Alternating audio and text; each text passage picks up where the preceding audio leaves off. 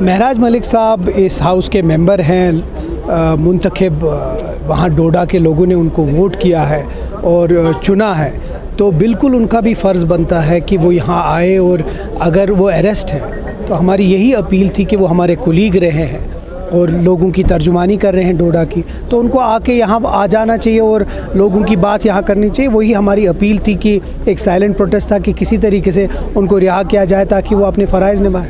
चारों सीट्स ले जाएंगे, क्या चलेगा आपको, हो सकता है उनके भी वोट हमें आ जाए। अब आप देख लीजिए कल क्या क्या होता है, बट इतना मैं आपको बताता हूं कि जो इस वक्त के मैथमेटिक्स है उस हिसाब से चारों की चारों सीटें नेशनल कॉन्फ्रेंस जीतेंगी। जो हमारी मीटिंग थी उसमें सब इंडिपेंडेंट्स थे, हमारे जितने भी एलाइज हैं। जिस तरह कल उमर साहब ने कहा कि हमारे जो पार्टी के जो एमपी कैंडिडेट है वो महबूबा जी से मिले हैं, वो बाकी लीडरशिप से मिले हैं, तो उम्मीद करते हैं कि चारों की चारों सीटें मिलेंगे। और जिस तरह मैं बार बार कह रहा हूँ, मैं फिर से रिपीट करूँगा कि कल का रिजल्ट बड़ा एक सरप्राइजिंग होगा और वैसे भी वोट आएंगे जहाँ से आप एक्सपेक्ट नहीं कर रहे। इलेक्शन तक बहुत वक्त है, हम उम्मीद करते हैं कि वो आके अपने लोगों को बोले और लोगों को इस्तदा करे कि नेशनल कॉन्फ्रेंस को वोट देखें। हम बार बार ये कहते हैं कि ये वोट नेशनल कॉन्फ्रेंस और बीजेपी के बीच में है। जो नेशनल कॉन्फ्रेंस के खिलाफ वोट है वो बीजेपी को जाएगा।